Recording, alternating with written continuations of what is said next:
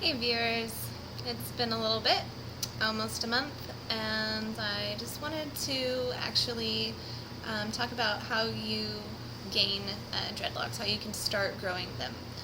Basically, there's 3 different techniques on it. There's the twist and rip method, there is the freeform freestyle method, and then there is the backcomb method. Backcomb is what I did. I tried doing the twist and rip, and it didn't necessarily work very well for my hair type. I think that if you have thicker, curlier hair, it might work a little bit better.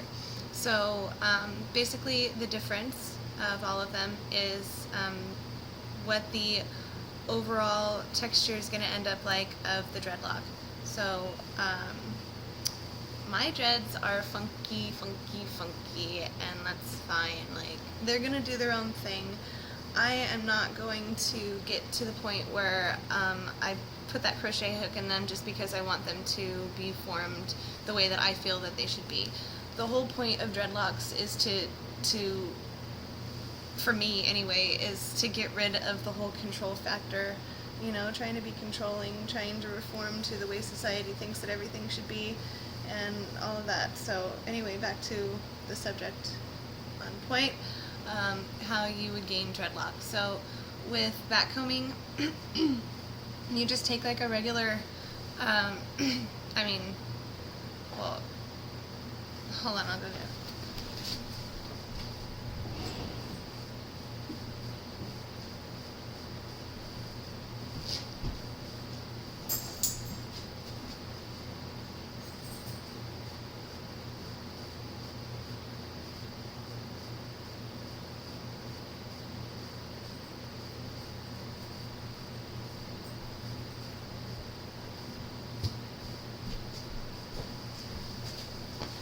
Okay, so sorry. Alright, so as you can see, when you do them, you can end up breaking pieces off your comb. Teeth, that's what they're called. So, but what you want, like if you notice how close these are together, and this is a little bit further apart right there, these are closer together. I used that part more. This actually worked really well. You want the edge to be able to kind of, I have a lot of loose hair, but whatever. I'm over it. I used to like think, oh, is this ever gonna go away? Look at all the loose hair, la dee dee dee burp. Whatever. So, alright, what you would do then is take the piece and you want to like have it nice and combed out. You only want to do like a non-residue shampoo for at least 2 weeks before you start your dreads. That way, you know, they've built up that that texture. It's like a different texture when you use just a shampoo that's non-residual versus like using conditioner too. So, I'm sorry guys with the, okay, so you just up, and what you're doing is kind of catching it and putting it up, and you're just making little knots as you go up. Now when I was doing it, I like to do it with rubber bands in. Oh, that was the other thing I was going to say. So start out, because it helps keep it together and in its place. Like, you know, sectioning is the best way to do it. When I first started my dreads, I didn't section them, so I ended up taking them out because I was tripping on the way that they were sectioned in the back. And now, you know, you can't even see, but I have so much hair that's grown in between them now that you can't really tell, but they are totally sectioned. And, you know, that helps because but my boyfriend tries to put his hand through my hair, and he gets it stuck. I'm like, you can't do that, dude. Anyway, so you got your rubber band in, you got your handy dandy comb, and you just start doing one of these. And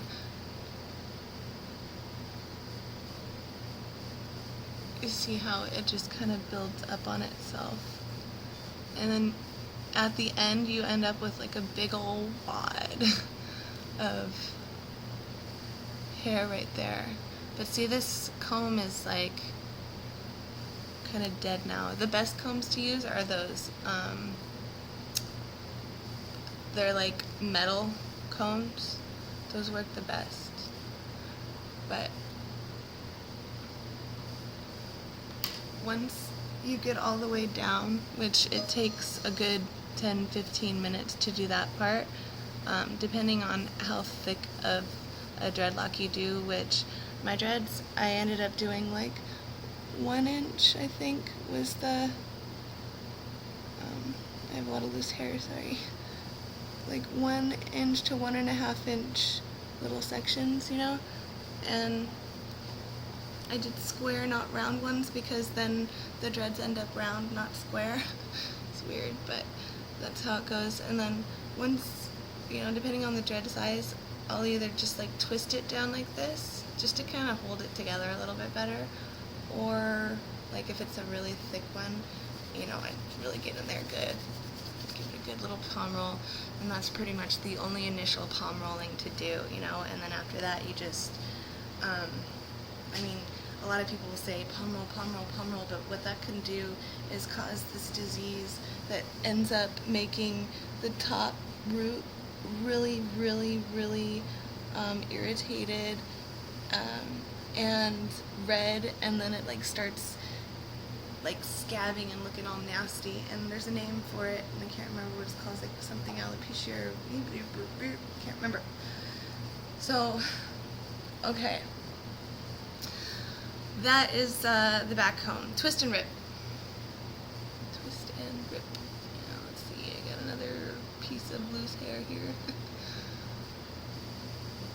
Alright, so... Oh, sorry about my stinking face right now. Alright. So... Twist and rip. You take, you twist, in the center, and then up. Take, twist, center, up. And you just do that all the way down. Well, I can't do that because my hair is too damn thin and it never stays in. I don't know how people do it, but that is the twist and rip method. And then freeform, freestyle. I did a couple of those, and yeah. I think that I like the back comb method just because of how they end up looking afterwards. I don't, oh, and then, you know, people will like crochet them in, and people will twist them in, and all that kind of stuff. I don't know.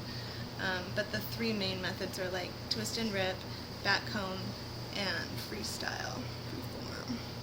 So, you want to see some freestyle freeformers? Alright, here we go. There. This one. And the reason why is because I did a couple of wraps in my hair earlier on, and I don't really recommend that until your dreads are fully formed and mature, because what will end up happening is where you have the wrap done, if it's not like your entire dreadlock, just a little bit of it, and then you end up taking that wrap out, which is actually recommended, because if you don't, then you'll end up like, rot in a dread is like the nastiest fucking thing ever, man, and nobody wants it. So try and do yourself a favor and like make it so it doesn't happen. Just have them as natural as possible, just like with not really anything in them at first, and then later on, like, you know, add little things to them, but try not to make it too much, because then your dreads will start getting stinky. I can almost guarantee it. So this right here ended up happening because when I took out the wrap, the hair finally started to dread up and get thick, right? And that's what ended up happening, is all the loops and hoops. So that is my little personality dread. What do you think I should call it? Wavy? I don't know. It looks like some waves. It's all choo choo. No, wavy's just too easy. Anyway, so yeah, that's what ends up happening. And then this one, was actually my very first one. Is probably like, it's 7 months old because it's from December 20th. So yeah, I guess it's about 7 months old.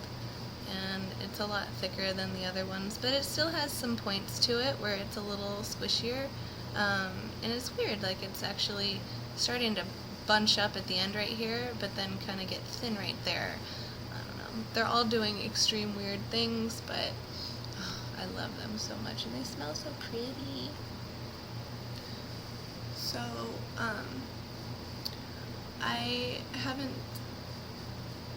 done anything with them at all as far as maintenance goes. I've just been letting them do their own thing. I just not doing a thing with them. There's a lot of loose hair, and I'm okay with that. It's gonna end up dreading on its own, and then I'm gonna have like a whole bunch of other little dreads in between, which I think actually looks really rad. And I think that a lot of people end up doing, crochet method and all that kind of stuff because they don't, because of their situation, and maybe the reason that they're doing the dreadlocks in the first place is because of not more of a spiritual reason like I did it. It's because they're doing it because of a fashion reason, more because they like the hairstyle. So I did it because I believe that, like, same reason I don't ever wear shoes is because human beings never had shoes back in the day. Human beings never had brushes back in the day, so their hair ended up just dreading on its own. Like King Tut had dreads, it's been for years and years and years, and it was actually known as something very godly. So just because of my natural path and everything else, I just feel that it's a part of me, absolutely, in every way. And I have patience. And that's another big part of it, is to be able to test my patience and know that, like, I'm not going to give up, and I'm just going to keep going and allowing them to do what they're going to do, and not try and force anything. You know what I mean? Like, I've already done it a little bit, and the only reason I did the backcombing method is because I didn't want all of them to look like that. So, I don't do any other maintenance on them. Oh, this is the other one too, see? So, like, and that one's got, like, a lot of different texture to it. But it's still dreading, like, so that's why I just don't recommend wraps, because that's what ends up happening. Like, this is the only thing I have left there. But it doesn't do anything, you know what I mean, except get a little coppery. But between that and just the control part, I mean, you don't need to control everything in your life, and this kind of helps me anyway be able to establish that factor that I don't have to control everything, and this little part of me can just stay natural. So yeah. Anyway, so methods on dreadlocks and how to gain them. I hope you guys gained a little bit of knowledge of that, and yeah, so have a good day.